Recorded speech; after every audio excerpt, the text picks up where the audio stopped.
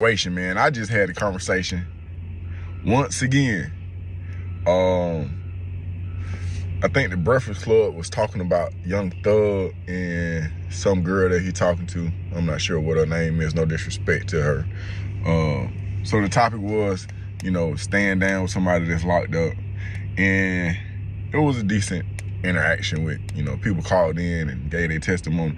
But there was one young lady on there who was like, she said her uncle had been locked up and had gave her the game, and he gave her the inside scoop, and that anybody that has ever done 5 years or more is a homosexual. They've interacted, and that's why they can't be faithful in a relationship.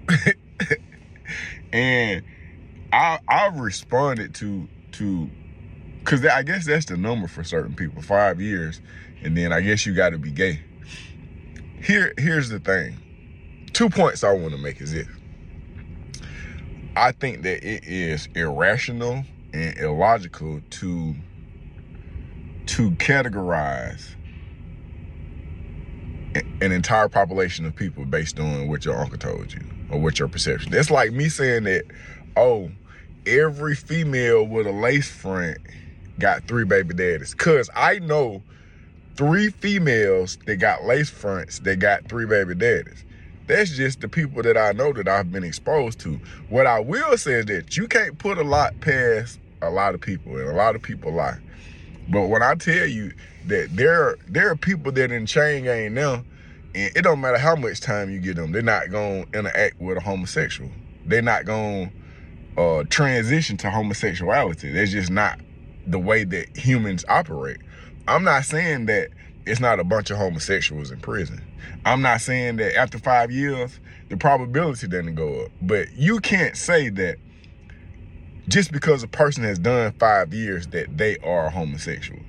It's just not realistic, bro. It's not realistic at all. And I use, if I'm talking to an individual, because sometimes I interact with people and they don't know I've been to prison. They don't know the extent to which I've been to prison. They don't know I've done a decade in chain gang. I have never interacted with a male. I'm not sexually attracted to men. It don't matter how much time you give me, I'm not gonna interact with a man. I will live and die without interacting with a man. It's just not in me. It's not on me. It's not beside me. I'm not knocking nobody, but it doesn't matter. A certain amount of time does not make me, it's not going to alter my heterosexuality.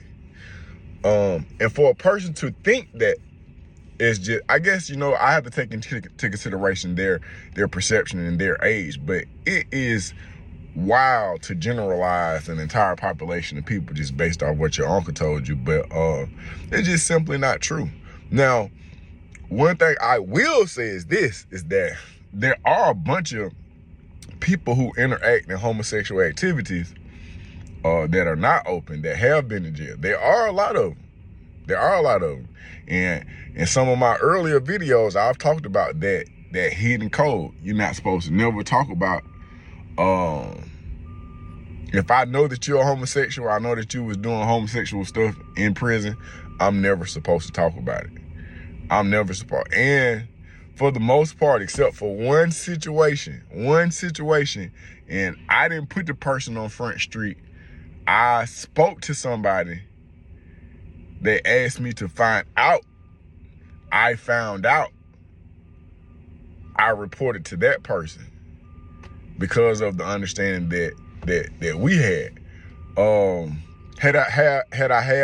If I had the opportunity to do that again, I wouldn't do it. It just goes against the code. When I say it goes against the code, it goes against you. It's hard to say. It's so hard to say.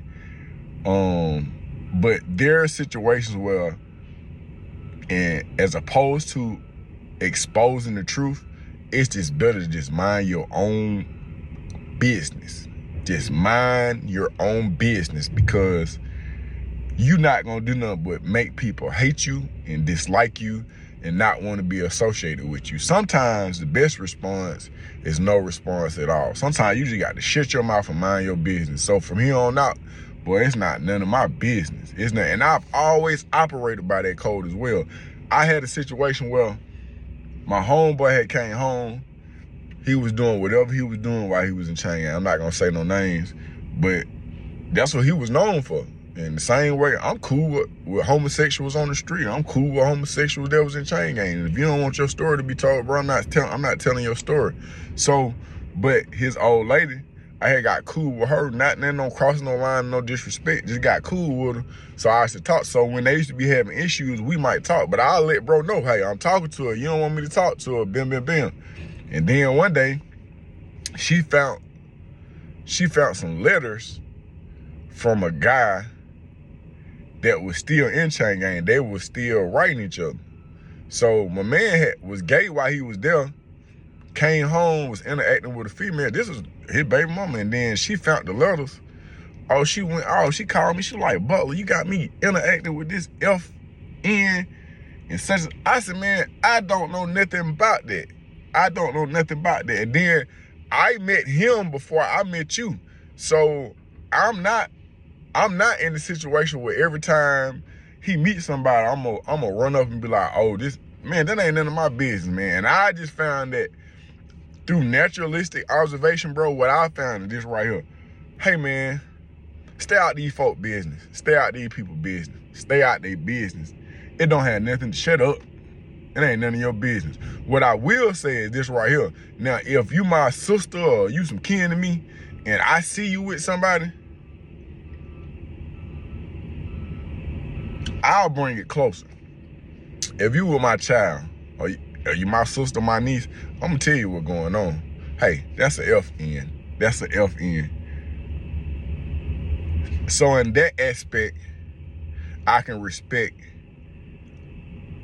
the act of somebody that I exposed to the information. But seeing the overall picture of it, if I could redo it again, I wouldn't have said nothing, because it just caused more confusion than anything. And then you just never know how people react. You'll expose somebody, not trying to expose them. Man, them folks will blow your head off, man. Them folks will see you in traffic and be like, oh, you said these, when a lot of people have homosexual acts in chain gang, bro, and they come home, they suppress a whole lot of that stuff, man. They act like that stuff never happened. So for you to expose them, the only thing you just did was you just gained the enemy. You really just got, from a strategical perspective, you just gained the enemy. And people will kill you behind that, bro. I mean, nowadays, it's kind of like cool with everybody, but you guys are people that they gonna be like, oh, we standing on business over here. You standing on business now, but you was sitting on, you was sitting on business. You was sitting on business, or you had somebody sitting on your business, or whatever it is. But everybody that's done 5 years or more is not a homosexual. A lot of people are. I think that when dealing with anybody, wearing a lace front or somebody that they've been in prison, you have to deal with them from an individual perspective. And also, I want to say this. Somebody know what you did last summer. Somebody know what you did last summer. Maybe it was 20 summers ago. Maybe even 30 summers ago. But somebody know what you did last summer. So if you really want to know, in my Pimp C voice, you really want to ruffle some fellas, you can find out. You really can find out. Those are just the facts. And you probably won't have nobody tape recorded, but you know, especially in the state of Georgia. If you really want to find out, you can find out. A lot of people don't really want to find out. They'll speculate and say this and say that, man. But at the end of the day, man, listen, live your best life, man. Inhale after you exhale. Today is the best day of my life. It's the best day of your life, because tomorrow's not promised. You might as well do your